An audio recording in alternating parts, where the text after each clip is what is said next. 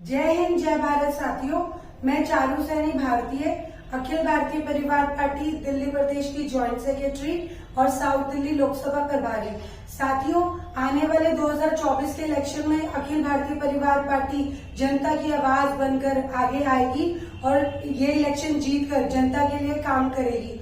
अभी से हमने बहुत सारे मुद्दों पर काम करना शुरू कर दिया है, पॉलिसीज बनानी शुरू कर दी है। जैसे कि जो ट्रांसपोर्ट टीम है वो ट्रांसपोर्ट पे काम कर रही है कि क्या फैसिलिटीज आने वाले टाइम पे जनता को दी जाएंगी। ऐसी जो हेल्थ टीम है वो हेल्थ की सर्विसेज पे काम कर रही है। एजुकेशन टीम एजुकेशन की सर्विसेज क्या दी जाएंगी, बच्चों के लिए क्या अच्छा होगा, उन सब चीजों पर काम कर रहे हैं। ऐसी जो स्पोर्ट्स टीम है वो स्पोर्ट्स में क्या और फैसिलिटीज अच्छी दे सकते हैं उस पर काम कर रही है। ऐसे ही मैंने सोचा और मैं चाहती हूँ आप लोग अपने भी उसमें सजेशंस दीजिएगा। मैंने कुछ हेल्थ फैसिलिटीज चाहती हूँ कि जो महिलाओं के लिए जरूर होनी चाहिए आने वाले टाइम पर, जो मुझे लगता है बहुत जरूरी है। तो मैं कुछ वो बातें आप लोगों से डिस्कस करना चाहती हूँ। वैसे हम ये सारी पॉलिसीज हेल्थ में रखेंगे, पर मैं चाहती हूँ कि अगर जनता अपना ओपिनियन देना चाहती है तो मोस्ट वेलकम है उनके ओपिनियंस का। तो आप लोग अपनी राय इसमें जरूर रखिएगा। जैसा कि जब जो महिला है प्रेग्नेंट होती है उस वक्त उसकी जो जितनी भी हेल्थ की इश्यूज होते हैं या जो भी उसकी मेडिसिन उस वक्त चलनी होती है वो सब सरकार को बिल्कुल फ्री रखनी चाहिए। जैसे कि उसको मेडिसिन फ्री मिलनी चाहिए, कोई भी टेस्ट है उस दौरान उसको फ्री मिलने चाहिए, कोई एक्सरसाइजेस जो भी डाइटिशियन ने बतानी हो, क्या डाइट उसको लेनी चाहिए उस टाइम पर, स्ट्रेस नहीं लेना चाहिए। इन सब चीजों की एजुकेशन उसको जरूर मिलनी चाहिए महिला को, क्योंकि बहुत सारी महिलाएं होती हैं जो छोटे परिवारों से होती हैं या मध्य वर्गीय परिवारों से होती हैं या एजुकेटेड नहीं होती, तो उन लोगों को इन सब बारे में नहीं पता होता, जो आने वाले उसके बच्चे के फ्यूचर पर बहुत असर डालती हैं। तो ये सब चीजें जरूर महिला को at the time of pregnancy जरूर देनी चाहिए, डॉक्टर्स के थ्रू या उनकी टीम्स के थ्रू।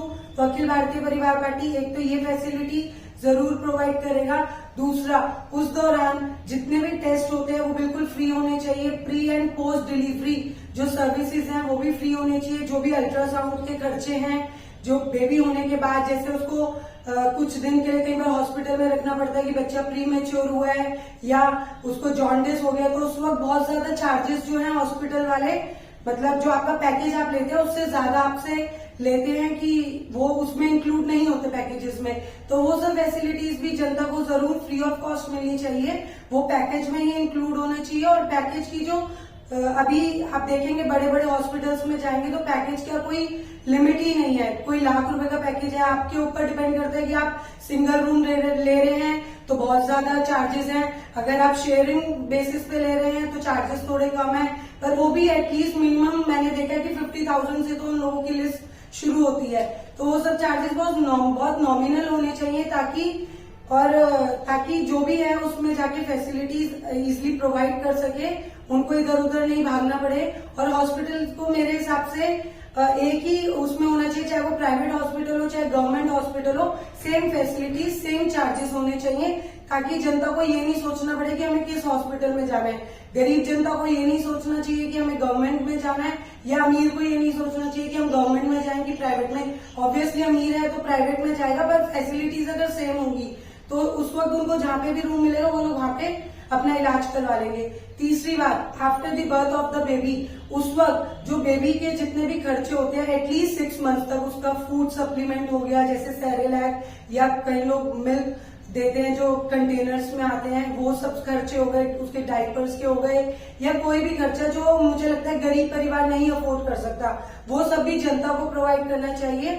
अगर वो गरीब है या अमीर है, अगर वो सारी फैसिलिटीज भी सरकार बच्चों को प्रोवाइड करे होने के बाद, ताकि जो माल न्यूट्रिशन की प्रॉब्लम है हमारे देश में कि बच्चा कमजोर रह जाता है या वो अपनी एज के हिसाब से बढ़ नहीं पाता है, तो वो सब फैसिलिटीज अगर हम बच्चों को प्रोवाइड करेंगे तो हमारे जो देश के बच्चे हैं वो भी बहुत अच्छे तरीके से बढ़ पाएंगे और उनको कभी किसी चीज की कमी नहीं होगी बॉडी में। तो मेरे हिसाब से सरकार की नैतिक ड्यूटी बनती है, क्योंकि अगर हम वोट मांगने के लिए जब हम वोट मांगने जाते हैं तो हम जनता के चरणों में पड़ जाते हैं कि हमें वोट दीजिए, तो जो जनता की प्रॉब्लम्स हैं या जनता को जो चीजें चाहिए, जो फैसिलिटीज चाहिए, तो वो भी हमारा हक बनता है कि हम जनता को प्रोवाइड करें। तो ये सारी चीजें मुझे लगता है कि जरूर एक वुमेन को मिलनी चाहिए, ये उसका राइट है।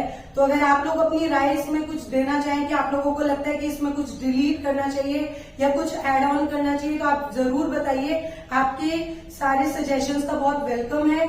अखिल भारतीय परिवार पार्टी हमेशा जनता की राय लेकर ही आगे बढ़ना चाहती है।